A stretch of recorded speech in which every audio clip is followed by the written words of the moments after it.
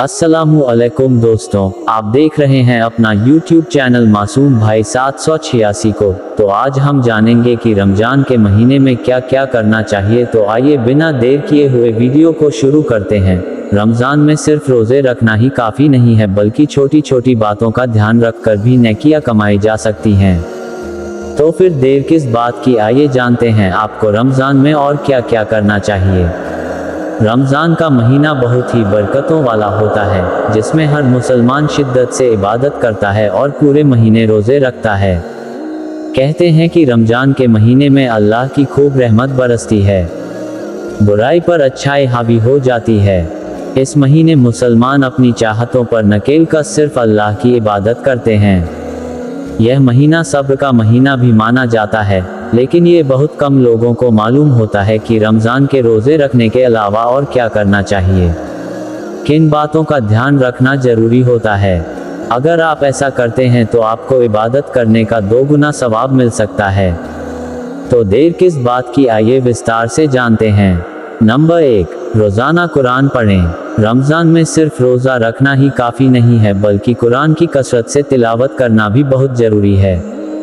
कहा जाता है कि इस महीने में कुरान की तिलावत करने का 2 गुना सवाब मिलता है, क्योंकि इसी महीने में कुरान हमारे नबी पर नाजिल हुआ था। इसलिए रमज़ान के महीने में रोज़ाना कम से कम 1 पारा पढ़ने की कोशिश करें। नंबर 2, समय पर नमाज अदा करें।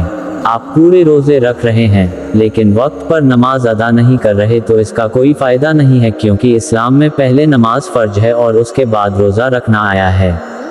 ऐसे में अगर आप नमाज पढ़ने में सुस्ती करेंगे या टाइम पर नमाज अदा नहीं करेंगे तो अल्लाह इबादत कबूल नहीं करेगा। इसलिए बेहतर है कि आप अजान होते ही नमाज को अदा कर लें। नंबर 3, इफ्तार में ज़्यादा खाना ना खाएं। पूरा दिन भूखा रहने के बाद जब रोज़ा खुलता है तो हम इफ्तार में ज़रूरत से ज़्यादा खाना खा लेते हैं। मगर क्या आपको पता है, ज़रूरत से ज़्यादा खाना खाने से हमारी हेल्थ को नुकसान पहुंचता है। न सिर्फ हमारा वज़न बढ़ जाता है, बल्कि सेहरी में ठीक से खाया नहीं जाता। इसलिए बेहतर होगा कि आप एकदम से इफ्तार में बहुत सारा खाना ना खाएं। नंबर 4, गरीबों की मदद करें। हमें गरीबों की मदद करनी चाहिए। हालांकि ये काम पूरे 12 महीने करते रहना चाहिए, लेकिन रमज़ान में खासतौर से इस बात पर गौर करना लाजिमी है। कहा जाता है कि इस्लाम में इस बात पर काफ़ी गौर किया गया है और कहा गया है कि जितना हो सके अपने आसपास गरीबों का ध्यान रखें, उन्हें दान करें और इफ्तारी का सामान दें। नंबर 5, गुस्सा करने से बचें। रमज़ान एक बहुत ही शांत महीना है, जिसमें अल्लाह की खूब रहमत बरसती है। इसलिए इस महीने में हमें भी गुस्सा करने से बचना चाहिए। ये तो हम सभी को मालूम है कि गुस्सा आना एक नेचुरल प्रोसेस है, जो किसी भी रिश्ते में अपनी मौजूदगी दर्ज करने के लिए किया जाता है। मगर क्या आपको पता है कि ज़रूरत से ज़्यादा गुस्सा करना हेल्थ के लिए कितना नुकसानदायक है, जिससे बहुत रिश्ते खराब होते हैं। नंबर 6, ज़कात अदा करें। रमज़ान में जितनी हो सके ज़कात अदा करें।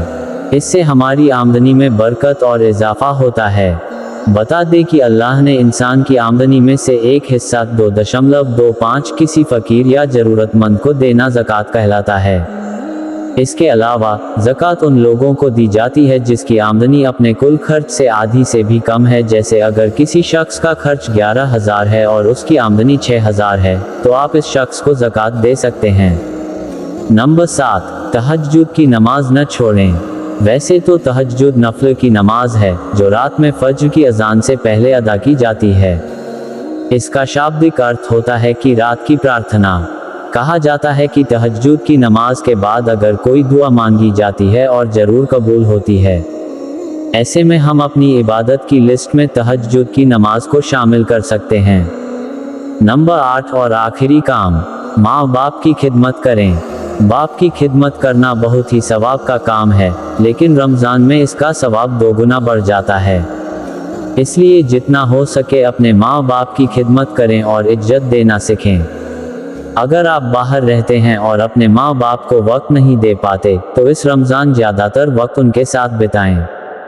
इस रमज़ान ये काम ज़रूर करें और अपनी इबादत को 2 गुना कर लें। अगर आपको ये वीडियो पसंद आई हो तो इसे शेयर ज़रूर करें।